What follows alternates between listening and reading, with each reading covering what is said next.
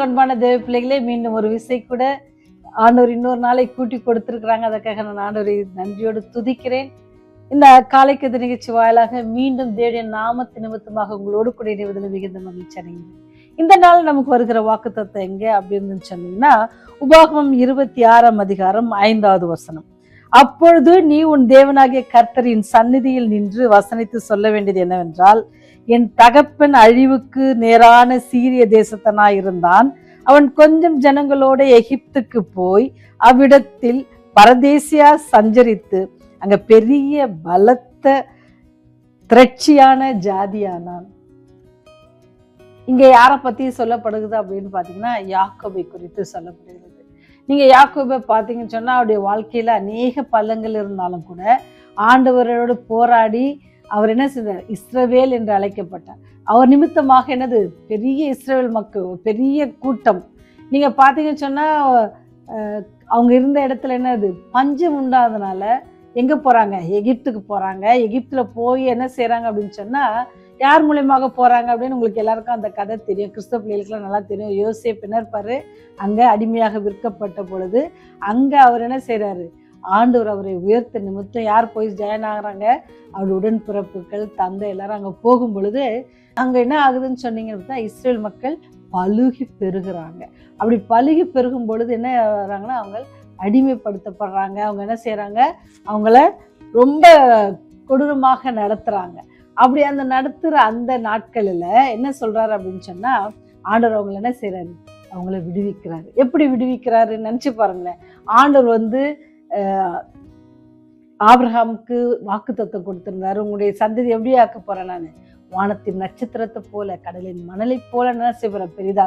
அதே போல பெரிதா ஆனாங்க. ஆண்டவருடைய வாக்குத்தத்தை எப்பயாவது அவர் மாற்றி இருக்கிறாருன்னா கண்டிப்பா இல்லை.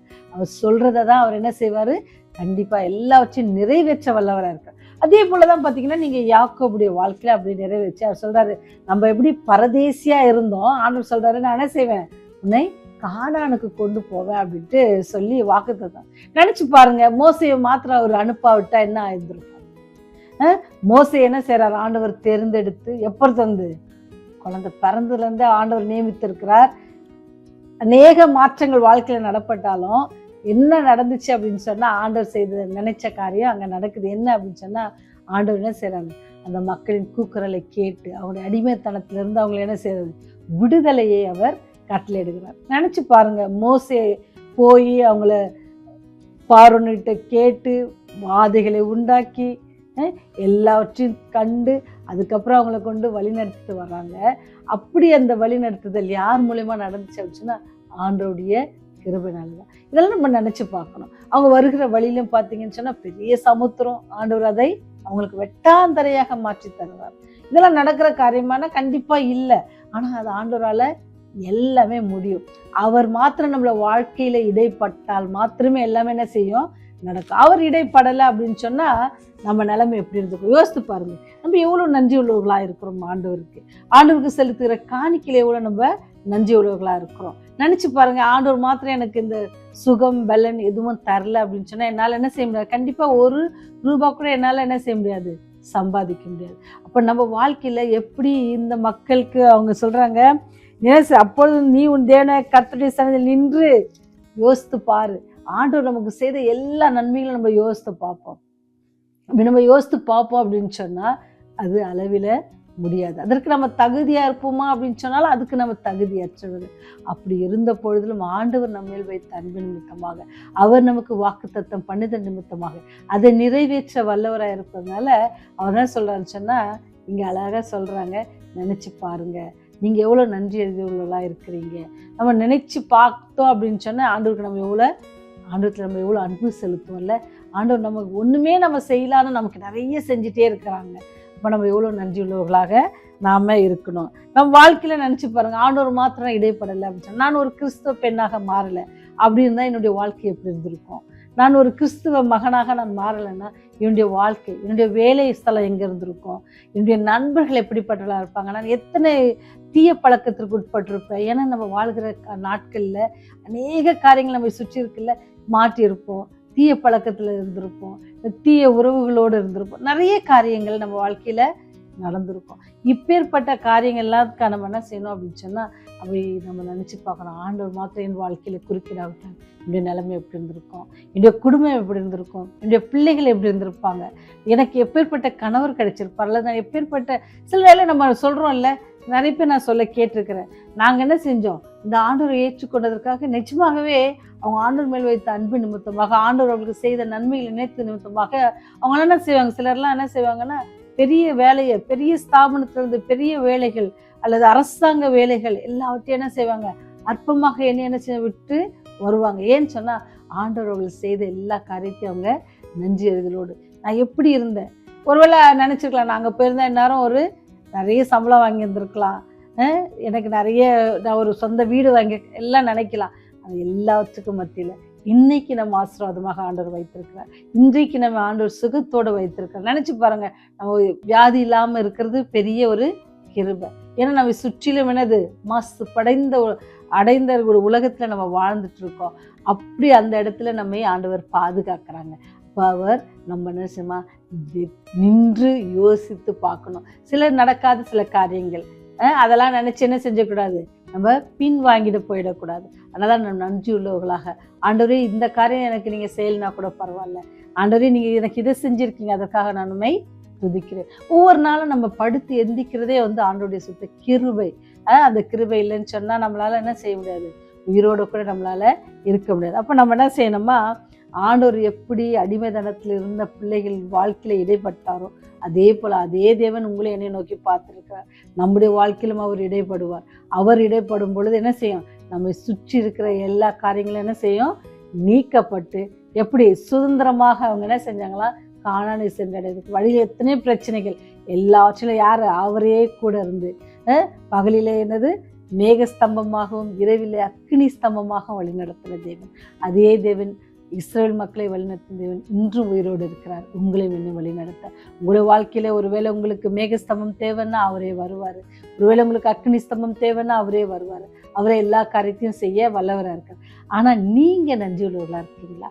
இவ்வளவு காரியங்கள் செய்கிற அன்பான தெய்வத்துக்கு நீங்கள் நன்றி உள்ளவர்களாக இருக்கீங்களான்னு யோசித்து பாருங்கள்.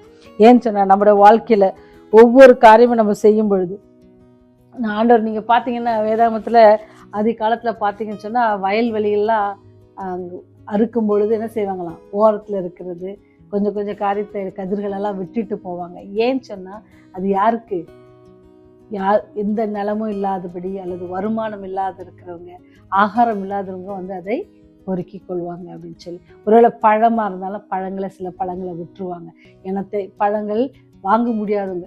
ஸோ அதே போல் இது அதெல்லாம் ஆண்டவர் ஏன் அவங்களுக்கு சொன்னாரோ, அது அவங்களுக்கு என்ன ரூல்ஸ் மாதிரி கொடுத்தாரு அப்படின்னு சொன்னால், ஆண்டவர் எல்லாரையும் நேசிக்கிறாரு. இன்றைக்கி உங்களே ஆசீர்வாதத்தை வச்சுருக்காங்க அப்படின்னு சொன்னால், அல்லது என்னை ஆசீர்வாதத்தோடு வச்சுருக்கிறாங்கன்னு சொன்னால், நாம் யாருக்காவது என்னவாக இருக்கணும், ஆசீர்வாதமாக இருக்கணும். நாம் எப்படி இருக்கிறோம் அப்படின்னு சொல்லி நமக்கு ஒரு நாள் யாராவது வழி காட்டியிருப்பாங்கல்ல, நீங்கள் இந்த ஸ்கூலில் போய் படிங்க, இந்த சப்ஜெக்ட் எடுத்து படிங்க அப்படின்னு சொல்லி சொன்னாங்க.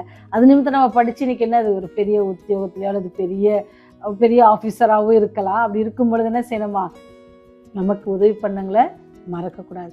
எப்படி ஆண்டவர் நமக்கு உதவி பண்ணாரோ, ஆண்டவரை டைரெக்டாக வரலைன்னா கூட யார் மூலமாக பண்ணியிருப்பார். அது நன்றி எதிர்வுள்ளவர்களாக இருக்க நம்ம ரொம்ப கடமைப்பட்டிருக்கோம். ஆண்டவர் நம்ம வாழ்க்கையில் செய்கிற ஒவ்வொரு காரியத்தையும், எப்படி இஸ்ரேல் மக்கள் இங்கே நீங்கள் பார்த்தீங்கன்னா, அவர் அடிமையாக இருந்தவங்கள எப்படி ஆக்கிறாரு, பெரிய பலத்த ஜாதி ஆக்கியிருக்கிறாரு.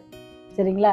உங்களையும் என்னும் அப்படி பெரிய பலத்த ஜாதியாக, நம்ம எந்த இடத்துல அடிமைப்பட்டிருந்தோமோ அங்கேருந்து ஆண்டவர் நம்மை விடுவித்து நம்ம பெரிய ஜாதியாக்கி, நம்முடைய எல்லா வெற்றிக்கு பின்னாக ஆண்டவர் நம்மோடு கூட இருக்க அவர் காத்திருக்கிறார். நம்ம என்ன செய்யணுமா, நின்று ஆண்டவரே நீங்கள் எனக்கு இது செஞ்சுருக்கீங்க தகப்பனே, ஆண்டவரே நீங்கள் எங்களுக்கு ஒன்றுமே இல்லாத இருந்தோம், ஆகாரத்துக்கு இல்லாத இருந்தோம், இன்றைக்கி நாங்கள் பரிபூர்ணமாக ஆகாரத்தை உண்ணும்படியாக செஞ்சுருக்கீங்க, அதுக்காக நன்றி.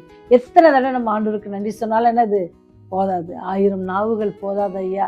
தாவீது பக்தன் பாடுவது போல நீங்களும் நான் என்ன செய்யணும், ஆண்டவருக்கு நன்றியும் துதியும் சோசத்தையும் எப்பவுமோ ஏறெடுக்கணும். அப்படி ஏறெடுக்கும்பொழுது என்ன சொல்கிறாங்க, ஆண்டவர் திரட்சியான பலத்தை ரொம்ப ஆசீர்வாதத்தை ஆண்டவர் தர காத்திருக்கிறார். எப்போ அப்படின்னு சொன்னால், நம்ம ஆண்டவரை பற்றி கொண்டு அவர் நமக்கு செய்த எல்லா நன்மைகளை நினைத்தவருக்கு நன்றி சொல்லும் பொழுது ஆண்டவர் இன்னும் கூட என்ன செய்வார், உங்களை ஆசீர்வதிக்க காத்திருக்கார். இன்றைக்கி நீங்கள் ஆண்டவருக்கு எதற்காக நன்றி சொல்ல போகிறீங்க?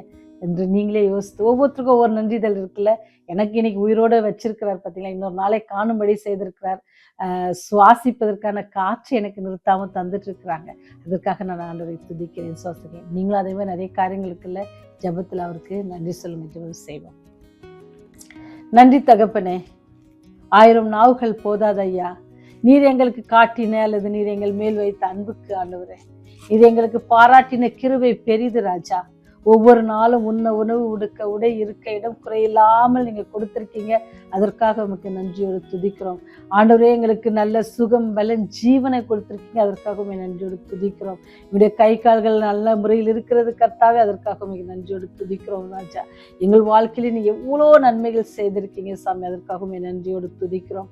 எப்படி இஸ்ரவேல் மக்களை வழிநடத்தினரோ அதே போல எங்களுடைய வாழ்க்கையிலும் ஆண்டவரே, எங்களுக்கு எப்பெல்லாம் தேவைப்படுகிறதோ, எப்பெல்லாம் நாங்கள் உம்மிடத்துல கேட்டோமோ அப்பெல்லாம் நீர் எங்களுக்கு செவி கொடுத்து எங்களுடைய காரியங்களுக்கு நீர் ஆண்டவரே பெரிதா இரக்கம் காட்டி எங்களுக்கு நிறைவேற்றி தந்திருக்கீங்க சாமி. அதற்காகவே நன்றியோடு துதிக்கிறோம். இந்த நாள் முழுவதும் எங்களோடு கூட இடைப்படுங்க ராஜா. ஆண்டவரே, உண்மையை நாங்கள் பற்றி கொண்டு எல்லா சூழ்நிலையும் உண்மையே நம்பி ஜீவிக்கிற பிள்ளைகளாக இருக்க கிருபை செய்யுங்க ராஜா. ஆண்டவரே, உடைய ராஜ்யத்துல நாங்களும் ஆண்டவரே எப்படி இஸ்ரவேல் மக்கள் கானான் தேசத்துக்கு போனாங்களோ, அவருக்கு வாக்குத்தத்தம் பண்ணப்பட்ட இடத்துக்கு போனாங்களோ, அதே போல நீர் எங்களுக்கு வாக்குத்தத்தம் பண்ணப்பட்டிருக்கிற இடத்திற்கு வருவதற்கு எங்களை நீங்க தகுதிப்படுத்துங்க சுவாமி.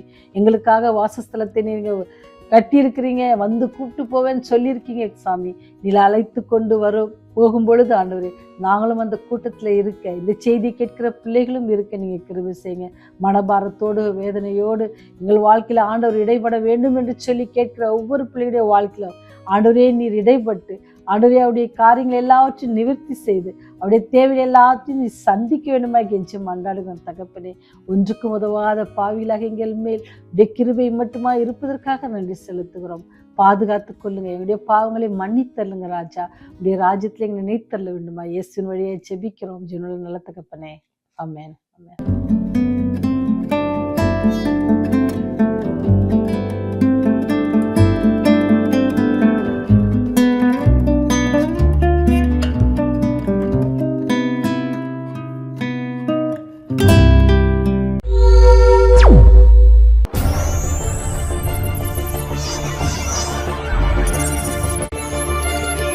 நீங்கள் பார்த்துக் கொண்டிருப்பது உங்கள் ரிவைவல் டிவி.